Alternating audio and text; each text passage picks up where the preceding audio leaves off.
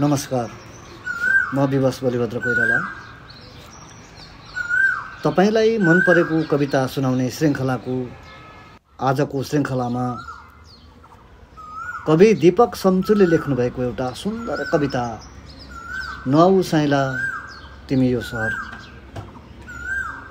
यो कविता मैले कवि दीपक सम्चुको कविताहरूको सुन्दर कृति अनुहारमा आपाभित्रबाट साभार गरेर ल्याएको हो। कवि दीपक सम्चु कविताको क्षेत्रमा सुपरिचित नाम हो।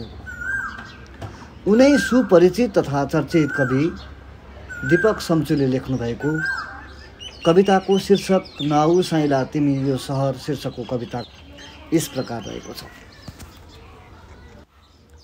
नआऊ साइला तिमी यो सहर।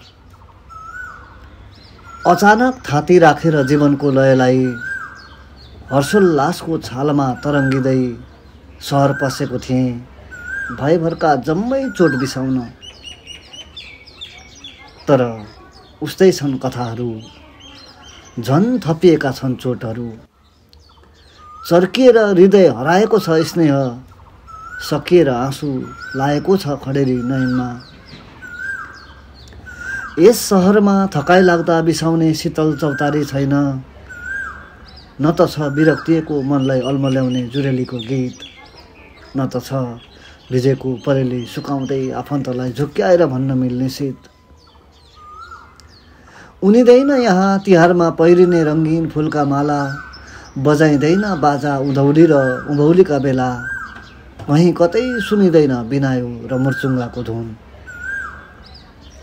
शून्य आफू मात्र बसेर बिना कथाको जीवन बाँच्दो रहेछ सहर।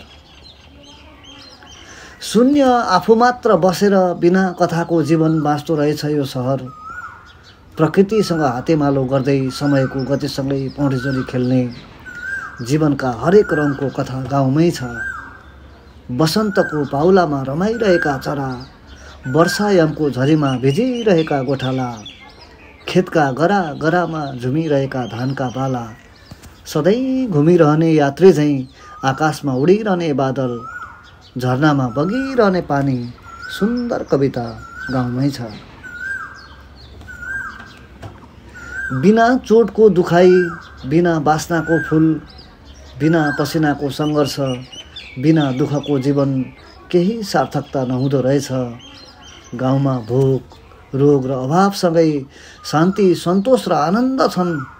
नआऊ साइला तिमी यो सहर, भौतिक सुखको लागि जीवनको व्यथा बिसाउन।